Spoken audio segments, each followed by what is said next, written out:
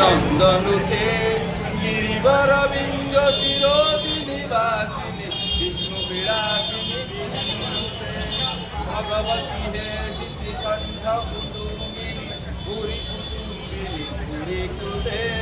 जय जय हे महिषासुरमर्दिनी रम्यकपर्दिनी शैलसुते लंगत दिनार्थ परित्राण परायणी सर्वस्यार्थी हरिदेवी नारायणी नमस्ते।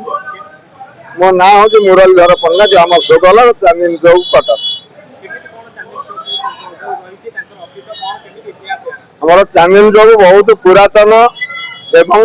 ये माँ होती आम सान भौणी जिते कटक सहर दुर्गा मेढ़ अच्छी समस्ते सान भौणी की दर्शन करी देखिकी विसर्जन हुए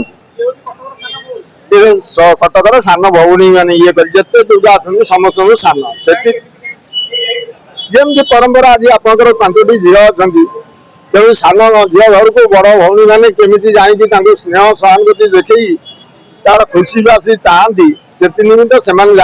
आशीर्वाद करके जाती पचर सान भौणी जाती ये पुराना बस स्टाण थी जो बोधे 72 कि 75 मसीहा हम मु पिला बेलू जल छत्र दि जाता दुर्गा मंदिर में गोटे लेडीज टे आलती समय जिनिस छाड़ी जाते 4668 पैसा एवं सुना चेन मुझे झील टी पचारि मारे तोर किसी हजिची से ना ना कर झील लोक तेज लाजरे पलैला किसी समय पर पुणी पुनश्च मुझे पचारि से कहले ना मोर किसी अच्छी मुझे गोटे दुकानी था कहली देख मुझे पाई मुझे प्रत्येक दिन चंडी मंदिर जाए कहीं माँ को सेवा मोर है प्रधान तेल सी भी माँ से निमित्त सी से कहली देख ये पैसा पाई जदि आज राति भितर कहीं पाती से दिन चंद्रभागा दर्शन था बस स्टाण्ड से जी चंद्रभागा कोणार्क से निमित्त सी से बुढ़ा को कहीदे मोर गोटे नारायण पूजा पड़ा मुझे चलीगली जदि चलीगली सी से समय खोजी मौसा कहले तुम जिनिस हजबार ना से लोक भल लोक ना सी कहीं मत कहीकि जाता से निमित्त ये जिनिस तुम सुरक्षित अच्छी जदि पैसा आज जातु ना अपेक्षा करूँ से पूजा सारे आसवे नहीं तेणु ये माँ आशीर्वाद समस्ते उपकृत होती हजिला जिनिस पाई ये चांदनी चौक अंचल मो पिलाटी दिन अविवाहित बेलू माँ सेवा कर विवाहित पर बयस आसी 72 वर्ष है तेणु माँ आमर षष्ठी सप्तमी अष्टमी नवमी संधि नवमी दिन माछ भोग हुए कौन पाई हुए सब मंदिर आमर ये हूँ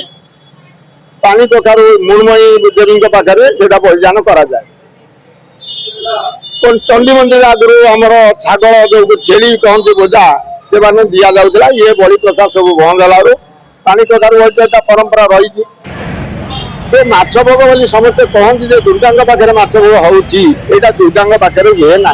कारण ये नारायण सब देवादेवी आसला दुर्गा जाकि पूजा पाती से निमित्त नारायण अलग हे ठाकुराणी ये चामुंडा पूजा जो संधि काली हम 5टा बेलू से 5टा बेल संधि पूजा जो चामुंडा पाखे माछ भोग या माछ भोग चामुंडा पाखे भोग लगे कौन पाई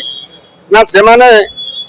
बहुत राक्षस प्रवृत्ति जमी महिषासुर राक्षस प्रवृत्ति थिला से आम मान बहुत माने कटाक्ष दृश्य देखिए विनाश करने चाहती तेणु माछ भोग द्वारा संतुष्ट कले सी आम मानकर कौन किसी क्षति करती ना यहाँ हूँ आमर अलीसा बजार हुए माछ भोग चांदनी चौक परंपरा बहुत दिन अच्छी आज भी माने बहुत आरंभ है हजार हजार लोक प्रसाद पाँच जी प्रसाद चाहते घर